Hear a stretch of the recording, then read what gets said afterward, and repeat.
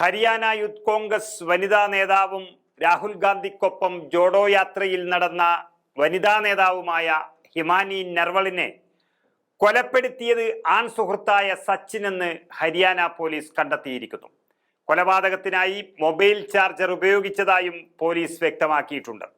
പ്രതിയായ സച്ചിൻ വിവാഹിതനാണെന്നും ഇവർ തമ്മിൽ ചില സാമ്പത്തിക ഇടപാടുകൾ ഉണ്ടായിരുന്നുവെന്നും റിപ്പോർട്ടിൽ പറയുന്നു.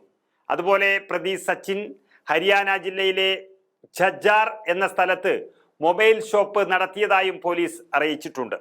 ഹിമാനി നർവളിനെ കൊലപ്പെടുത്തിയ കേസിൽ ഝജ്ജാറിൽ മൊബൈൽ ഷോപ്പ് നടത്തി വരുന്ന സച്ചിൻ എന്ന പ്രതിയെ പോലീസ് രാവിലെ തന്നെ അറസ്റ്റ് ചെയ്തിരുന്നു. റോഹ്തക്കിലെ വിജയ് നഗർ എന്ന സ്ഥലത്ത് ഒറ്റയ്ക്കാണ് ഹിമാനി താമസിച്ചിരുന്നത്.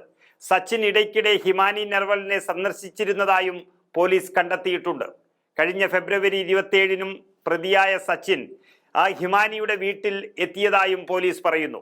എന്തോ കാര്യത്തെ ചൊല്ലി ഇരുവരും തമ്മിൽ തർക്കമുണ്ടായിരുന്നു. തുടർന്ന് മൊബൈൽ ചാർജർ ഉപയോഗിച്ച് പ്രതി ഹിമാനിയെ കൊലപ്പെടുത്തുകയായിരുന്നുവെന്നാണ് റോഹ്തക് ADGP കൃഷ്ണകുമാർ റാവു വെളിപ്പെടുത്തിയത്. മാത്രമല്ല, കൊലപാതകത്തിന് ശേഷം പ്രതി ഹിമാനി നർവളിന്റെ ആഭരണങ്ങളും ഫോണും ലാപ്ടോപ്പും അടക്കം എല്ലാം കവർന്നെടുത്തു എന്നുള്ളതാണ് സത്യം. ശേഷം മൃതദേഹം ഒരു സ്യൂട്ട് കേസിലാക്കി സാംബ്ലെ ബസിന് സമീപമുള്ള ഒരു കുറ്റിക്കാട്ടിൽ ഉപേക്ഷിക്കുകയായിരുന്നു. ശരിക്കും ഒരു സാമ്പത്തിക ഇടപാടിന് വേണ്ടിയിട്ടുള്ള ഒരു ബന്ധമായിട്ടാണ് പ്രതി ഇത് കണ്ടിരുന്നതെന്ന് ഇതിൽ നിന്നും വ്യക്തമാകുന്നു.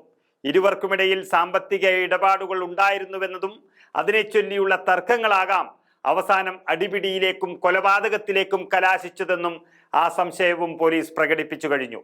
അത് സംബന്ധിച്ചുള്ള കൂടുതൽ വിവരങ്ങൾ അന്വേഷിച്ചു വരികയാണ്. അന്വേഷണത്തിൽ എല്ലാ കാര്യങ്ങളും പരിശോധിക്കുമെന്നും ADGP വ്യക്തമാക്കിയിട്ടുണ്ട്.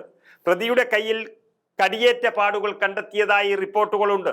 സ്വയം പ്രതിരോധിക്കുന്നതിനായി ഹിമാനി തന്നെ പ്രതിയെ ആക്രമിച്ചതായാണ് പോലീസിന്റെ ഒരു നിഗമനം.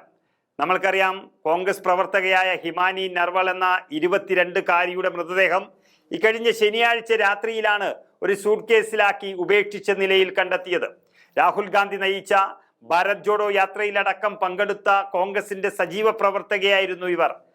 അവരുടെ ദുരൂഹമായ മരണം വലിയ രീതിയിലുള്ള അഭ്യൂഹങ്ങൾക്കും സംശയങ്ങൾക്കും ഒക്കെ ഇടവരുത്തി. ഒപ്പം തന്നെ രാഷ്ട്രീയ വൈരാഗ്യം വരെ ചർച്ചയ്ക്ക് വന്നു.